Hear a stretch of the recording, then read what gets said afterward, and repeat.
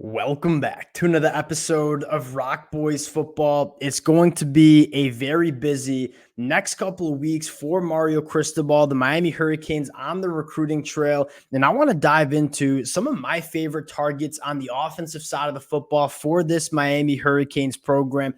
We're going to see so much talent be on campus over the next couple of weeks. Want to kind of highlight some of my favorite targets for this Hurricanes program. Before we get into it, and as always, just want to say, thank you to you guys and to the Miami Hurricane fans. Y'all know I love talking the recruiting trail, specifically with this program, and the amount of support you guys continue to show to the boys. It truly does mean a lot. There's not many fan bases who follow the recruiting trail, who are as engaged on the recruiting trail than the Miami Hurricane fans. Can't thank you guys enough for rocking with it. If y'all do enjoy the content, consider subscribing to the channel. Much more importantly, would love to hear some of your favorite players that maybe I did not touch on in this episode. We'll circle back, talk about some more top targets for this Hurricanes program, a lot of different ways that you could go surrounding some of the top targets for this Hurricanes program, because they are having so much talent on campus over the next couple of weeks. And without further ado, let's get into this one. I want to start at the quarterback position, where you have Luke Nickel already locked up. And for the Hurricane fans who've been listening for the last couple of months, you guys know that I'm a big fan of Luke Nickel. You look at not only the production that he's had at one of the highest levels of high school football across the country in the state of Georgia, this kid's also a proven winner. And that's something that I think matters when you're evaluating quarterbacks coming out of high school. These are going to be the leaders of your program, the guys that you want to go win football games at the college football level. Seeing if they're winning games at the high school level, in my mind, certainly matters. Luke Nickel, a producer, a winner at some of the highest levels of high school football you see in the country. Big fan of Luke Nickel. I think he's a riser going into his senior year. I think the most interesting conversation is, where does Miami go from here at the running back position? Now, you have one of my favorite running backs in the class already locked up in Gerard Pringle Jr., 180 pounds, one of the fastest running backs, one of the most dynamic running backs that we see in this 2025 cycle. We know Marion Cristobal is going to want to take two running backs. I think the conversation is, what running back should we be turning the heat on?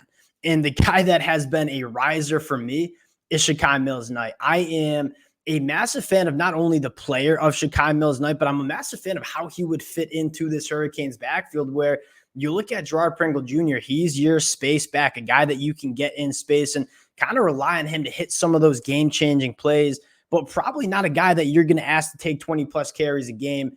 Shakai Mills-Knight, he can be that kind of guy. And you are seeing a lot of college and NFL teams really go to that running back by committee mindset, where we're getting a bunch of different running backs that excel in a lot of different situations.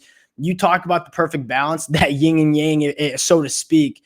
Gerard Pringle Jr., your Blazer, and then Shakai Mills-Knight, 6'1", 220 pounds, just that workhorse back that can get downhill, be extremely physical at the point of attack. I am a massive fan of Shakai Mills-Knight. I think there's certainly a reason that Alabama, that Auburn, that Michigan are going after this kid. I think he fits perfectly. I think he's a great football player. This is probably my choice for Miami to fill that second running back spot in this 2025 class. Now, the next position I want to go to is at the wide receiver spot, and I want to talk about potentially my favorite wide receiver in this 2025 class. And there's a lot of love for guys like DeCorian Moore, phenomenal wide receivers. You look at Jamie French, I think it is massive if Miami can keep this kid in the state of Florida.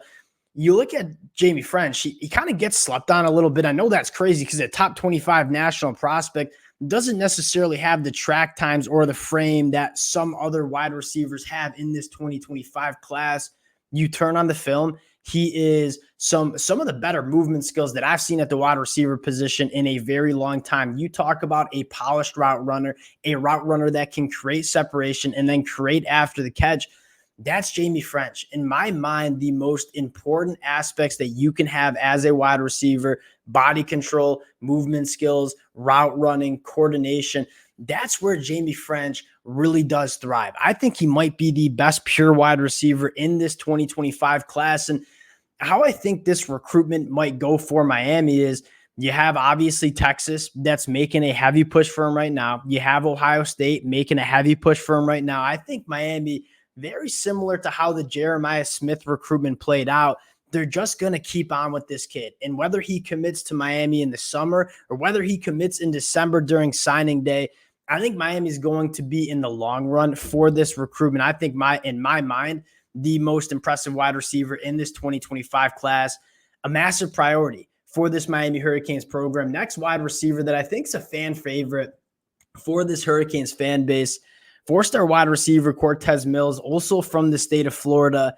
If you've turned on the film or if you've watched Cortez Mills during some of these offseason circuits, this is one of the more impressive wide receivers at the catch point that you're going to see. He's not necessarily the biggest frame. He's not necessarily the fastest wide receiver, but his ability to go up and make plays in those contested catch situations, it's kind of next level. That coordination, the body control, I think it's really impressive. And you just see the raw traits of potentially an elite wide receiver in this 2025 cycle. Would love to see Cortez Mills join this Hurricanes program. And the last one I want to talk about, and currently an Oregon Ducks commit, Dallas Wilson. And I think if you're getting the feel for who is going to flip Dallas Wilson, I think it certainly could be this Miami Hurricanes program. He's from the state of Florida, and this is one of those that Mario Cristobal is going to be a dog on a bone with this recruitment.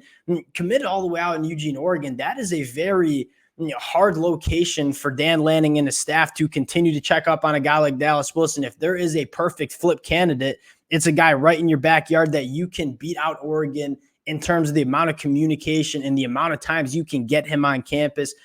Although he's committed to Oregon, I think Miami has certainly a very good shot at landing this commitment. You get into the prospect and say, this is one of the more physically imposing wide receivers that you see in this 2025 cycle. 6'3", 200 pounds. You look at Miami, they have, I don't know if the right word is struggled, but that might be the right word in terms of getting these bigger boundary wide receivers that can work vertically down the field.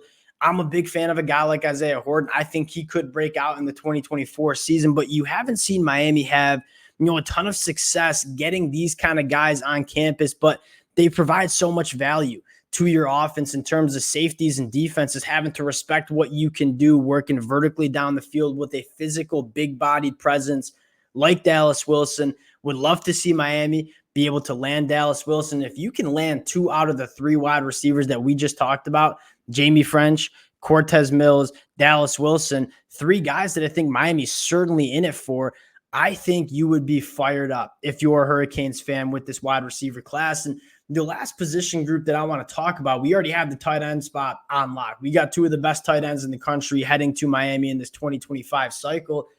Let's talk about the offensive line, and I want to start at the offensive tackle spot where you saw Miami land 2 of the top tackles in the 2023 class in Samson Okunlola and Francis Maui-Noah.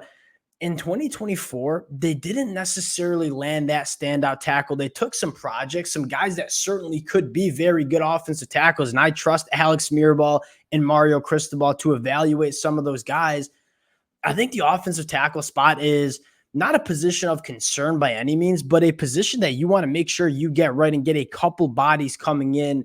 Jalen Matthews, up in the state of New Jersey, this is a kid that I really like. He's a two-way player from the state of New Jersey, a guy that flashes just elite athleticism on the defensive side of the football. And you look at him playing defense and say, he might be one of the best athletic tackles that we see in this class, but has that ideal tackle frame at 6'5", 305, big time upside with Jalen Matthews. Probably not a guy that's year one ready, but you talk about a developmental prospect that one day could be an all-conference caliber tackle. I look at Jalen Matthews. The last guy I want to talk about, and really one of my favorite prospects in this 2025 class, S.J. Olafituli from Bishop Gorman. It sounds like Miami's probably the leader in the clubhouse for this kid. And what I want to emphasize with S.J., such a high floor. Like, he's one of those guys, you could say this for a lot of those Bishop Gorman offensive linemen in this 2025 cycle. I look at him and say, I don't know if he'll necessarily be a first-round NFL draft pick. He's going to be a multi-year starter at the Power 5 level. And why I want to emphasize the importance of that is you can't miss on the offensive line on the high school recruiting trail because it becomes very hard to address that position during the transfer portal. And then you look at some other positions, you can bet on some wide receivers, and if they don't work out, you can address that position in the portal. You look at the offensive line, not only are all programs looking for starting offensive linemen in the portal, there's just not that many good offensive linemen that end up hitting the portal. And so I think that shows the priority that you need to have in terms of hitting on your offensive lineman coming out of high school. And if there's a guy that I just look at and say, there's no way this kid doesn't hit at the Power 5 level, it's SJ. Obviously, coming from Bishop Gorman, one of the more polished centers that you see in the country, arguably the best center prospect in the country. Another massive target for Miami. Hey, we left a ton of names that I have in my notepad right here off the list. I would love for you guys to light up the comments with some of your favorite targets for this Hurricanes program on the offensive side of the football. We'll take a look at the defense probably late this week, maybe early next week. Got to get some film in on a couple more of the guys. Appreciate y'all rocking with the fellas. Again, if y'all do enjoy the content, consider subscribing to the channel. Appreciate you guys, and we'll talk to y'all